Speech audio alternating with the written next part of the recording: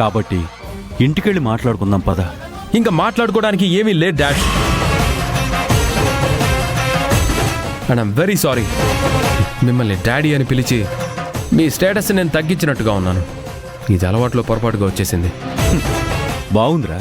నేనొక సామ్రాజ్యం నిర్మించి నిన్ను మహారాజుగా నిలబెడదామనుకుంటే ఎవరో ఒక అమ్మాయి కోసం సామాన్యుడిలా బ్రతుకుదామనుకుంటున్నావా? మీరు ఎలా అనుకున్నా సరే ఇది నా నిర్ణయం డాడ్. ఓకే, నీ ఇష్టం వచ్చినట్టు నీ లైఫ్ని లీడ్ చేసుకో. బట్ ఇక్కడ కాదు. ఇక్కడ కూడా మీరు ఒక ఫాదర్గా మాట్లాడట్లేదు, ఒక బిజినెస్ మ్యాన్లా డీల్ మాట్లాడుతున్నారు. మహేష్, నువ్వు తప్పుగా మాట్లాడుతున్నావు. మీకు తెలీదు మేడం. ఈరోజు ఫ్లాట్ తీసిస్తానంటున్నారు, రేపు జాబ్ ఇస్తానంటారు. అలా అలా మళ్ళీ నన్ను వాళ్ళ కంట్రోల్లోకి తీసుకోవాలన్నదే వీళ్ళ ప్రయత్నం. దానికి నేను ఛాన్స్ ఇవ్వదలుచుకోలేదు మేడం.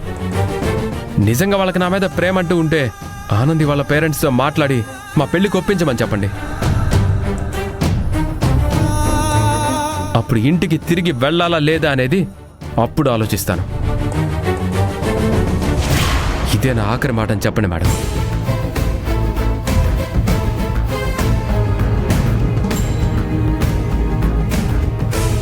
సార్. ఏంటి మహేష్ నువ్వు? సార్, మీ నాన్నగారితో అలా మాట్లాడకుండా ఉండాల్సిందే. చూడండి ఎలా బాధగా వెళ్ళారో.